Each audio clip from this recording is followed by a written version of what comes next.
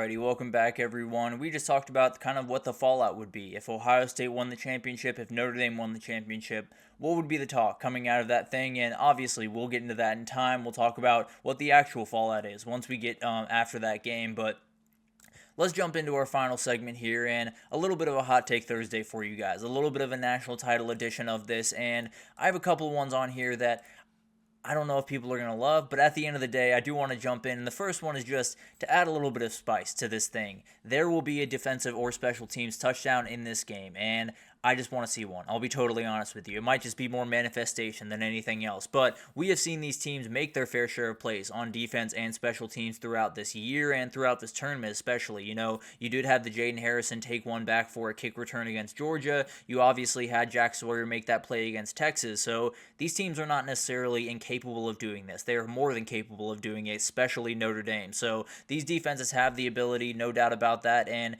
they have the playmakers to make it at every single place. And then you look at the quarterbacks in this matchup. Both very, very talented guys, but both have been known to not necessarily be the most prolific passers in the world. Now, Will Howard's gotten a lot better in that category, is also a little bit more turnover prone. So you're putting yourself in a position where you're playing just ridiculously good secondaries and DBs on the other side, and you have quarterbacks that might be a little bit shaky, might be a little bit off target at different moments throughout this game. And then you look at the return game. You have Jaden Harrison back there for Notre Dame, going to make a number of plays. Hurlman is the one that returns punts, and then you got Caleb Downs and Meke Egbuka returning kicks and punt returns for Ohio State.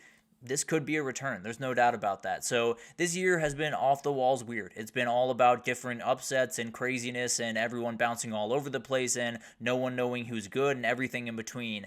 It would only make sense for this game to be just that little bit weird and have that one couple of trick plays, maybe a defensive or special teams touchdown, just something a little bit weird in this one. Just feels like the right way to finish off this season. Then you got both quarterbacks, and they are the prime examples of what you want from a transfer quarterback. And it's not to say that, other guys that have gone other places aren't, what you want. Cam Ward, you absolutely want a Cam Ward. Shedeur Sanders, you very badly want a Shedeur Sanders. But these two guys have been hugely important to what these teams have done this year, and it's plainly the truth in my opinion. Will Howard, Riley Leonard, not necessarily the most physically imposing guys in the world. Now, plenty athletic. I'm not necessarily taking anything away from those guys, but when you talk about them, you're not talking about the arm strength or the arm talent. You're mainly talking about how smart they are, how they take care of the football, how they're a little bit mobile, how they play around with some different things, and how more than anything they are downright leaders of these football teams. And it cannot be overstated how important that was for these teams.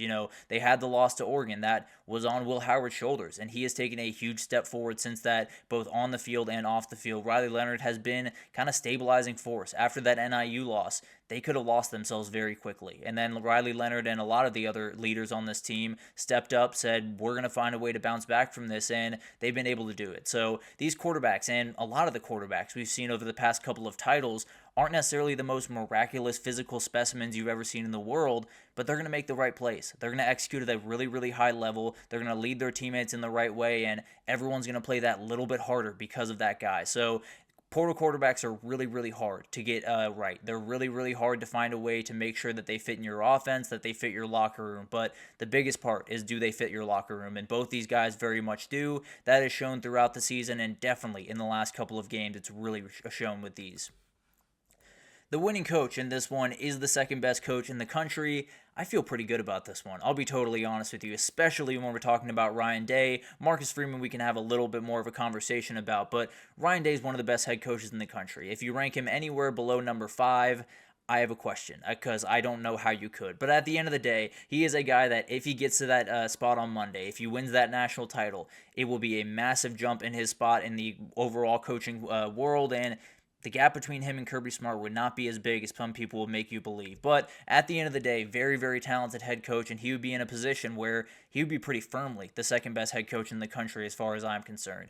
For Marcus Freeman, I think it's fair to say it would be a little bit tougher to sell, because you do kind of want that little bit longer of a time, a little bit longer of a tenure where he's had a lot of success, like a Ryan Day or like a, Kirby Smart or a Dabo Sweeney, someone like that. But at the end of the day, the job that he has done with his team is really incredible. Obviously, Brian Kelly left a ton for him and left plenty of talent, but he has elevated that talent. He has made that talent from very good to downright elite and being able to compete with teams like Ohio State, like Georgia, like Penn State, where a couple of years ago they just wouldn't have been able to. So he has elevated this team in a huge way, and I would not oppose if you were one to say he's the second best head coach in the country if you were to win on Monday. And then you do have these two guys. They're already among the top head coaches in the country. There's no doubt about that. Monday's just a moment where they can get really close to that mountaintop. So it's going to be awesome to watch this unfold. I understand plenty of arguments around other coaches being number two. You could even put Dabo still number two, and I would have no problem with that. But at the end of the day, these are two head coaches that are elevating at the right time, and that national trophy could be the thing that puts them over the edge and puts them right on the doorstep of the best coach in the country possibly. Ohio State has faced their toughest on-field challenge already, and this is a tough one to kind of get my hands on because I have all the respect in the world for what Notre Dame is and what they've been able to do and how they've been able to battle throughout this year.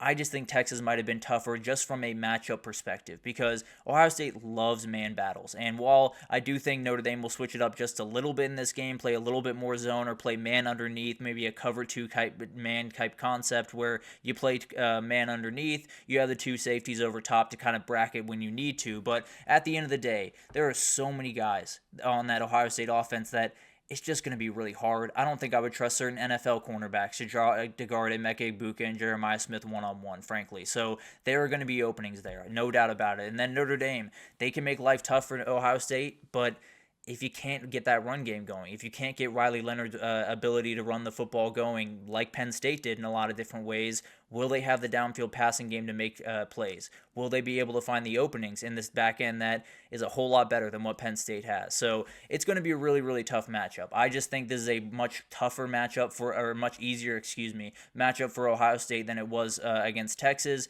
That being said, I do think the mentality, the ability, and kind of the nature of Notre Dame is we're going to pull together, we're going to make sure that we fight tooth and nail. So it's not to say that I think Ohio State's going to blow them out, or maybe they'll even play a closer game than they played against Texas. But the way that I see it, I think the explosive pass game is really going to hurt Notre Dame in this spot, and I really do think that defense is just going to be too much for that Notre Dame offense. So I think Ohio State's faced their toughest challenge, on-field challenge at the very least thus far, but at the end of the day, might not be the toughest off-field challenge, as weird as that sounds. I think the mentality of Notre Dame might be something that could make this one a little bit closer.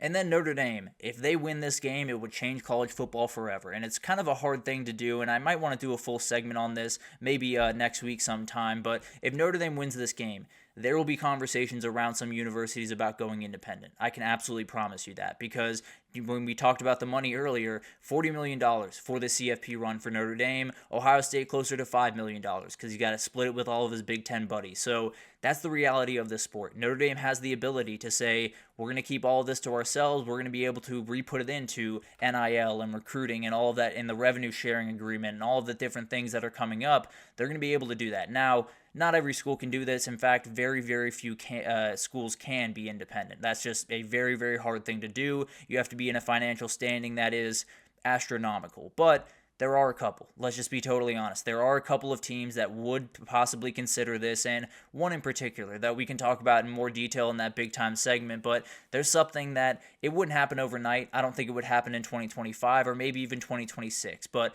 I do think there will be a moment where if Notre Dame wins this one, if they come back and possibly make another run in 2025, there will be some people in Austin, Texas, almost especially Austin, Texas, Ann Arbor, Michigan, and Columbus, Ohio, that are saying, why are we sharing this with everyone else? Now, it's not to say that it's going to happen. I really much hope that it doesn't happen, but at the end of the day, if they win this thing, I promise you, there's going to be some boosters around Texas, there's going to be some boosters around Michigan and others that say, we can do this. Why don't we just jump ship and say, we're going to keep it all to ourselves, we're going to get into the playoff, we'll be able to schedule essentially however we want, and we'll move forward from there. Now, I hope that doesn't happen. I wouldn't necessarily fully bet on that happening, but it is conversations that will be had.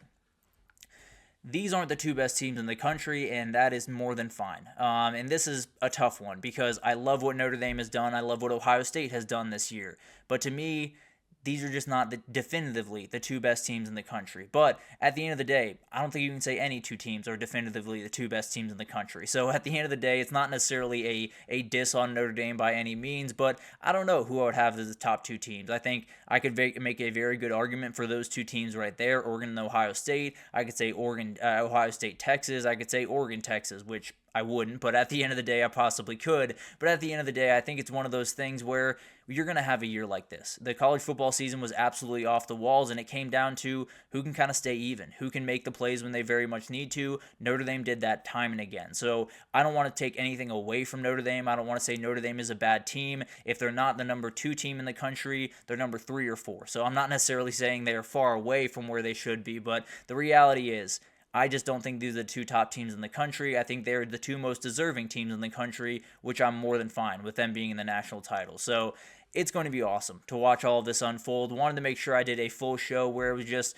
all national title talk. It is the last game of the season. Got to enjoy it as much as we can, and we have a couple more things coming for you tomorrow. We'll talk about the roster building of both these programs and how incredible it's been. We'll talk about Quinn Ewers and that NFL decision tomorrow and how I think he fully made the right decision and how I think his legacy needs to be more respected than it is right now. But we'll get into that tomorrow. Definitely some really interesting things as we get into the weekend, but that'll do it for this edition of the GSMC College Football Podcast, brought to you by the GSMC Sports Network. Your support means a lot to us, so please remember to subscribe to the show, leave a positive review. It does make a huge difference. Also, follow us on Facebook, Twitter, TikTok, Instagram, all the social pages for all the content and updates you could possibly need. We have great people doing great work across every single sport you could want. So anything in the world of sports you need, come on over to GSMC and we have you totally covered. But thank you once again for listening, and I will see you tomorrow to wrap up the week.